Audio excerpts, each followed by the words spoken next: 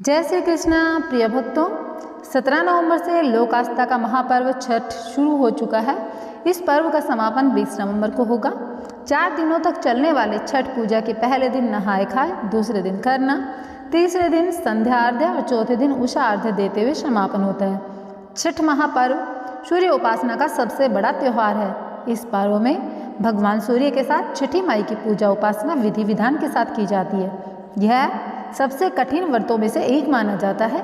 इस पर्व में आस्था रखने वाले लोग साल भर इसका इंतजार करते हैं। धार्मिक मान्यता है कि छठ का पर्व संतान प्राप्ति की कामना, संतान की कुशलता, सुख समृद्धि, तमाम ऐश्वर्य एवं दीर्घायु के लिए किया जाता है। ऐसे में चलिए जानते हैं छठ पर्व से जुड़ी हुई यह प्रमुख कथाएं, जो कि आज के वीडियो में मैं आप लोगों को सुनाने वाली हूँ। तो सारी कथा आपको बहुत ही प्रेम के साथ में, श्रद्धा भाव के साथ में सुननी है। इस व्रत को करने वाली स्त्रियों को, वैवाहिक स्त्रियों को अखंड सौभाग्य वाली होती हैं। घर में अन्न धन यश वैभव मान प्रतिष्ठा, संतान सुख, रोग मुक्त काया की उनको प्राप्ति होती है। हर एक व्यक्ति पर छठी मैया की ऐसी कृपा बरसती है कि बारंबार छठी मैया का गुणगान गाते व्यक्ति थकता नहीं है। छठी मैया जो है वह तमाम ऐश्वर्य प्रदान करती है। तो आज मैं सुना रही हूँ छठ व्रत के प्रथम दिन सुनी जाने वाली एवं द्वितीय दिन सुनी जाने वाली नहाय खाए की और अगले दिन की जितनी भी कहानियाँ वह सब बहुत ही दुर्लभ और पौराणिक कथाएं हैं। मान्यता के अनुसार आप अगर इन कथाओं को सुनते हैं तो आपको तमाम ऐश्वर्यों की प्राप्ति होती है। तो चलिए शुरू करते हैं। राजा प्रियव्रत एवं उनकी पत्नी मालिनी इस बात से बहुत ज़्यादा दुखी थे कि उनके संतान नहीं थी।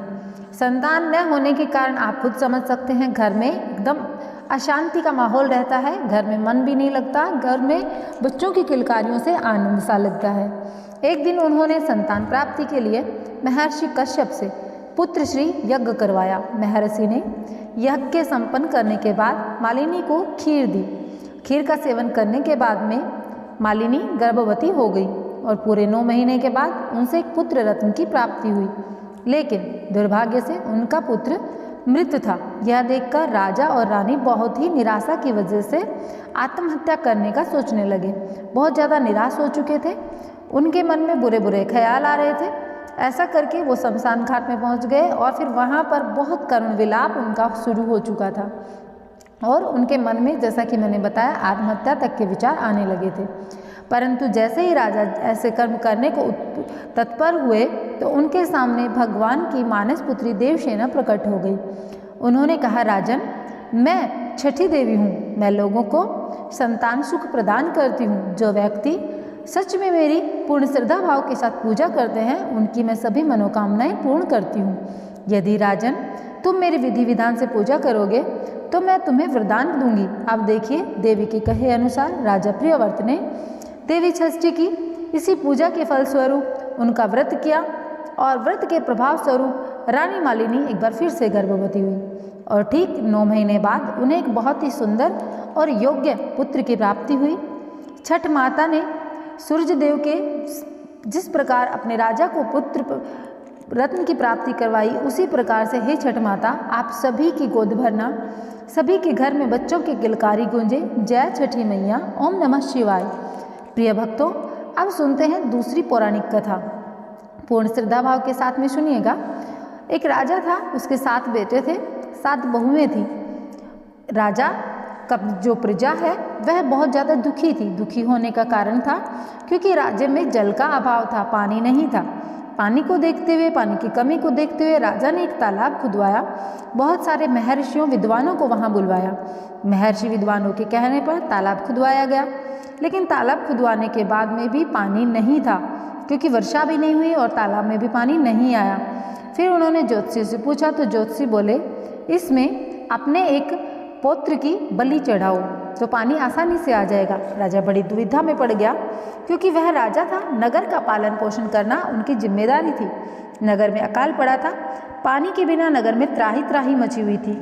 लोग राजा के बारे में विभिन्न प्रकार की बातें बनाने लगे थे कि एक पुत्र की बलि देने से को हिचकिचा रहे हैं क्योंकि पूरा राज्य बलि पर चढ़ा हुआ है, यह राजन को नहीं दिखता। लोगों से राजा ने ऐसी बुरी बुरी बातें जब सुनी तब राजा ने तालाब खुदवाना और ना खुदवाया बराबर समझा।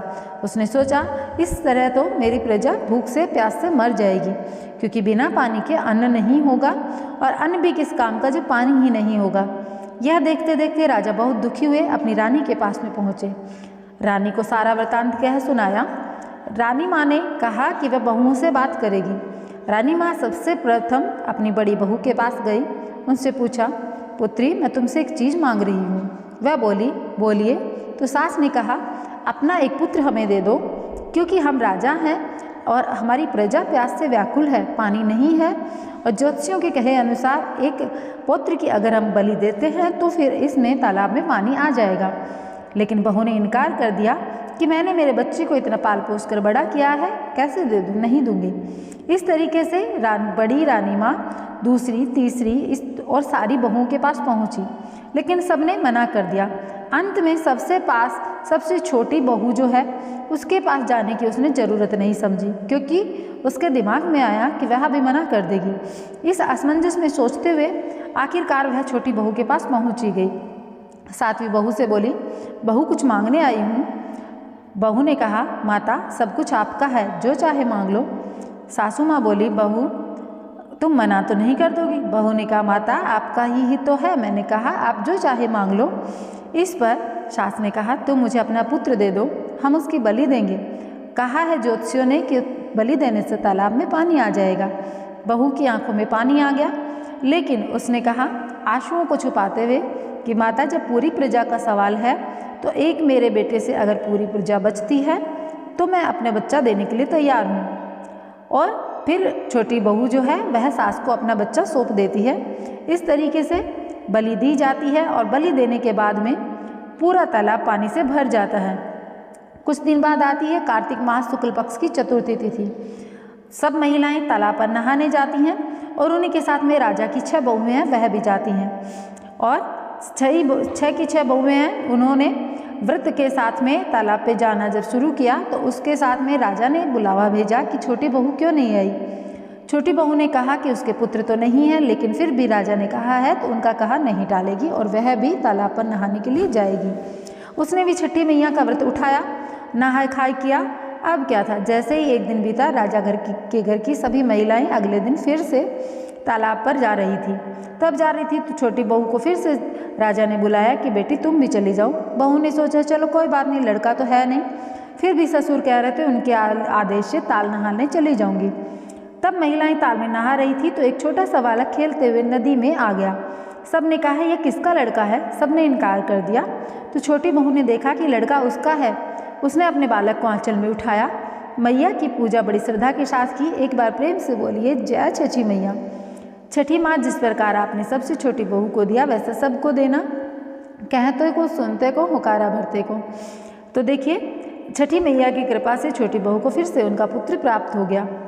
आप सभी को मैं एक कथा और सुनाना चाहती हूँ कि एक बहू थी और उसके एक बालक था। वह कार्तिक माह के छठे मैया का व्रत करती थी। एक दिन वह अपने बालक को दूध पिलाकर छठ पूजा के लिए बाहर गई। वह पड़ोस की महिला को बताकर गई कि वह उसके बालक का ध्यान रखे, लेकिन दुर्भाग्यवश जो दूसरी महिला थी उसके कोई संतान न थी। उसे किसी ज्योतिषी ने बताया था कि अगर वह किसी छोटे बच्चे के बलि चढ़ा दे तो उसके संतान योग्य बन जाएगा। तो उस महिला के मन में पाप आ गया। उसने जो बहू ने अपना छोटा बच्चा उसके घर पे देखरेख के लिए छोड़ा था, उसी बालक की उसने बलि चढ़ा दी, उसको भट्टी में डाल दिया, ऊपर से भट्टी को बंद कर दिया। इधर जब वह बहू पहुंची तो उसने अपने बालक को वहाँ पर ना पाकर बहुत सारा विलाप किया और हर जगह अपने बालक को ढूंढने लगी। किसी न किसी से पूछते पूछते उसे उस महिला की क्रूरता का पता चल गया। वह पूरे गांव के बच्चों के साथ उस महिला के घर गई। बहू ने रोते हुए छठी मैया को याद करते हुए कहा कि हे छठी मैया, मैंने आपका व्रत उठा रखा है। सौभाग्यवश उस दिन शुक्ल पक्ष की षष्ठी तिथि थी, कार्तिक माह के शुक्ल पक्ष की षष्ठी तिथि थी। उसने माता छठी का ध्यान किया और याद करते हुए कहा कि माँ मुझे मेरी संतान प्लीज़ वापस कर दो, कृपा करके मुझे मेरी संतान लौटाओ। और ऐसा करते उसने भट्टी का ढक्कन खोलकर देखा कि उसका बालक बहुत खुश होकर के भट्टी में खेलता हुआ दिख रहा था। उसने झट से अपने बालक को अपने आंचल में भर लिया और दुलार करने लगी। वह तुरंत ही घर लौट आई, पूर्ण श्रद्धा भाव से छठी मैया की पूजा अर्चना की और उनका पारण किया। विनती है छठी मैया, जिस तरह तुमने उनके बालक की रक्षा की उस तरह से सबके बालकों की रक्षा करना, सबकी संतान को दीर्घायु प्रदान करना, उज्जवल भविष्य देना। जय हो छठी मैया, जय सूर्यदेव। छठ मैया जिस प्रकार सबके बालकों की रक्षा करती है, उसी प्रकार से छठ मैया हम आपसे निवेदन करते हैं कि जिनके पास संतान न हो उनको संतान सुख अवश्य देना। प्रिय भक्तों, छठ मैया की बहुत सारी कथाएं प्रचलित हैं, जिसमें पौराणिक काल से एक कथा अगर देखी जाए तो देवी द्रौपदी से भी जुड़ी हुई है। मान्यता है जब पांडव जुए में अपना सब कुछ हार गए थे, तब द्रौपदी ने छठी मैया का व्रत किया था और उसी व्रत के फलस्वरूप उनको दोबारा से अपना राजपाट मिल गया था। इस तरह छठ का व्रत करने से लोगों के घरों में सुख समृद्धि, राजपाट, वैभव सब आता है। एक और पौराणिक कथा के अनुसार लंका विजय के बाद में राम राज्य की स्थापना से पहले माता सीता एवं भगवान श्री राम ने भी छठी मैया का ध्यान किया था, सूर्य भगवान को अर्घ्य दिया था और उपवास किया था। सूर्यदेव की आराधना और सप्तमी के दिन ये सब उन्होंने किया था पूर्ण अनुष्ठान के साथ में, तो उनका राज्य फिर से सुख संपन्नता पूर्वक दोबारा से बस गया था। तो प्रिय भक्तों, छठी मैया आप सबके जीवन में बहुत सारी खुशियाँ लेकर आए। अब एक छठी मैया के लोकगीत के साथ में हम इस वीडियो का एंड करेंगे। आप लोकगीत को बहुत ध्यान से प्रेम से सुनना। अगर आपको आता है तो आप लोग भी कमेंट बॉक्स में इसी तरीके का लोकगीत जरूर लिख कर जाना।